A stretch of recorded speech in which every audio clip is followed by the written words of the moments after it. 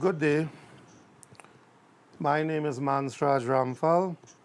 I am from Trinidad and Tobago. I am going to speak to you today on the topic Go Further, Portuguese Migration to the Eastern Caribbean and British Guyana, 1834 to 1882. Go Further was the motto of Prince Henry the Navigator. We now look at an emigrant ship, a ship that brought European immigrants to the British Caribbean around 1850. So there you'll see the photo. And we must remember that all of us, apart from the first peoples, the Native Americans, all came on ships, and we all came this way for a better life. Our next slide shows sugar scenes in the Caribbean. And this basically is the cultivation of sugar. On your left, you'll see slaves at that time planting the sugar. Then on the right, you'll see them reaping or cutting the sugar. Left bottom, we are seeing the sugar and rum factory and caskets of rum, sugar, and so on being taken away to the shore, put in boats, and you see the schooners waiting to take it back to Europe and America. And in the center there, you see Mr. Massa beating the blacks.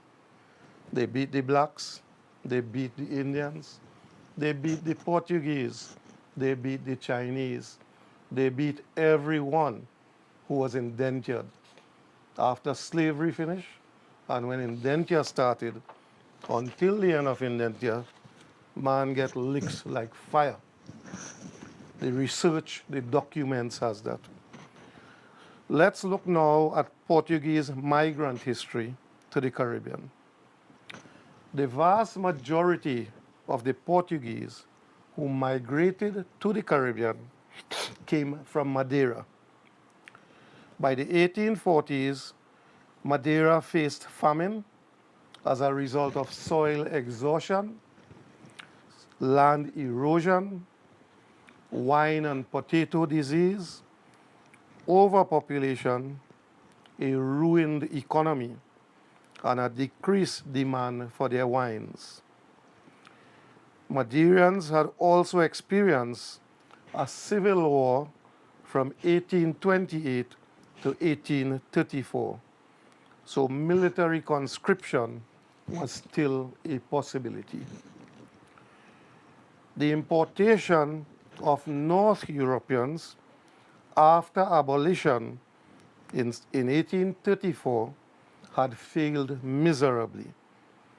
The North Europeans succumbed to the tropical diseases and refused to do what they call slave work in the hot sun.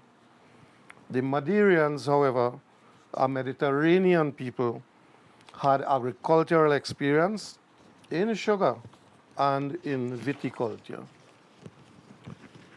We look next at the migrant numbers. More than 55,000 Madeirans migrated to the Caribbean during the period 1834 to 1882. 16,000 Madeirans also migrated to Hawaii between 1878 to 1911. By the 1850s, Madeira's population of 120,000 had already been reduced by 1/3 through overseas migration. Unemployment, poverty, starvation drove Madeirians across the Atlantic in search of better shores. The prospect of earning 4 or 5 times their existing pay in the Caribbean was, of course, very attractive. 16,346 Madeireans migrated to Guyana during the period 1834 to 1848.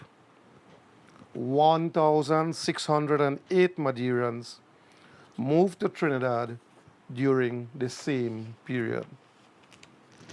We look now at a historical map of the Caribbean. Very pretty map. You see North America and Florida up north. Next you see Cuba in the Greater Antilles.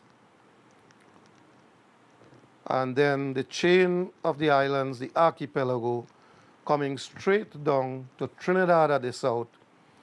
And on the Spanish Main, next to Trinidad, is Venezuela, and to the south is Guyana. Let us look now at a table on Madeiran migration to Guyana and Trinidad, 1834 to 1848. We will look at the largest numbers. 1834, 117 came to Trinidad. 1841, 4,312 came to Guyana. 1846, 6,390 came to Guyana. 1847, 3,775 came to Guyana, and 1,298 migrated to Trinidad. The Madeiran migrants. Madeireans worked mainly on the Caribbean sugar estates. This is what drove all our peoples this way to this far out post. This British